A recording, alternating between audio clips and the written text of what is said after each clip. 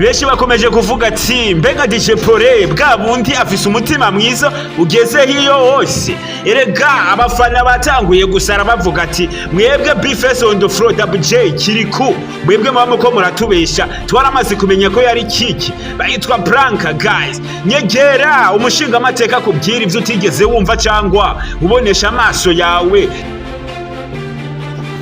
Hello bite so jende basamura meze neza nkuko bisanzwe kubatanzi nkaba nitwa Japhali demoza cyangwa ute promoter bivanye nuko vyumva cyangwa uko ubishaka guys. Narababwiye kandi je mushinga amateka y'umuziki w'u Burundi. Muntu ukeneye kumva rero ngo wumvirize, udakeneye kumva no haguruka ugende kuki wanje ntabwo bahasomba urusaku guys.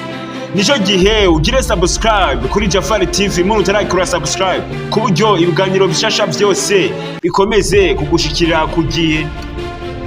Abafana barakaye baba baririmbye uko ari batatu doublejay Big Fizzo kiriku guys. Abafana bakomeje kuvuga ati mbe ni gute Japhali bamubeshiye bigeze hiyo hose. Ahubwo dutanguye kubona ko n'indirimbo yitwa Sinokwirara naye y'umuririmbyi yitwa doublejay once again yakoranye n'umuririmbyi yitwa Jose Chameleone. Bibuke ko iyo ndirimbo yakomeje itera imvururu nga muri industry no hanze y'igihugu bavuga ati Japhali kafise umutima mubi, afise umutima igikoko kumbe ntinari bwabimenye neza. None ryari bakiriku bitavyanu bitwa mu rukiko cyangwa yitwe mu bucamanza bererekana ko ariyo bari bahamagawe na Japhali bitore na Japhali mbere n'indirimbo baca baranayinyikisha barayifuta ku rubuga rwabo. Indirimbo bahera gusohora yitwa Ntagaso guys. Nico gihe bumvirize mwebwe nari navuze yuko burya ivyo bakoze yari kiki. Bamwe baranka kuvyumva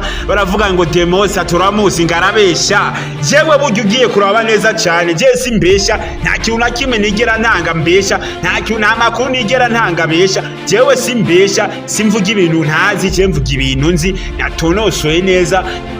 Ari Vini Smith akomeje kwerekana akababaro keshi cyane yaho ivyo bavuga kuri Japhali kumbe atari ivyo, bemeza ko ari ivyo kandi atari ivyo. Berekana ko Japhali afise umutima mubi kandi afise umutima mwiza kandi yarafashije abaririmbyi benshi cyane bagiye batandukanye.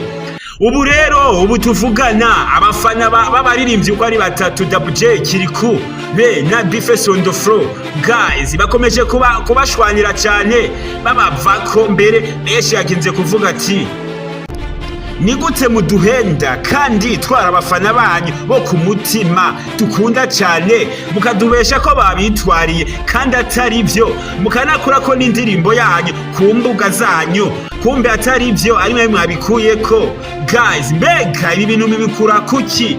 Mushaka kuba abastar? Abo nibo bafana bakomeje kuvyandika mu makomantere babijije ku mapage yabo ya Facebook bivanye ni poste bakoresheje. Abafana bagaca baja muri komantere berekana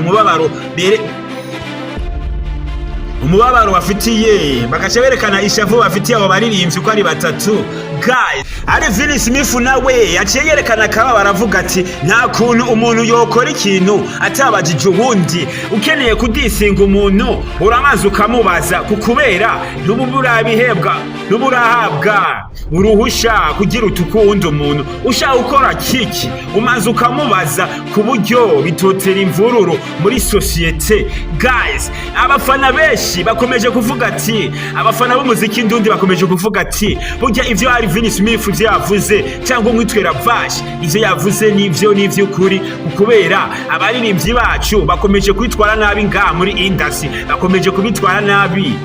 Abafana benshi bakomeje kuvuga ati ukeneye hiti suko bigenda umanzu ukabaza abo bazehe ba Fizzo basatura kugira bagume kuri hiti. Umanzu babaza ingene systeme bakoresheje kugira bagume ko bari hejuru ku zindi level ziri hejuru zishimishije. Niyo mpamvu rero mwabana mukuye kugenda gakeya. Ayo majambo yagiye yandika abafana benshi cyane bo mu muziki w'u Burundi bagenda baravyandika babishije kuri post bagenda baposta kuri Facebook ku mapage yabo baririmbyi nyene.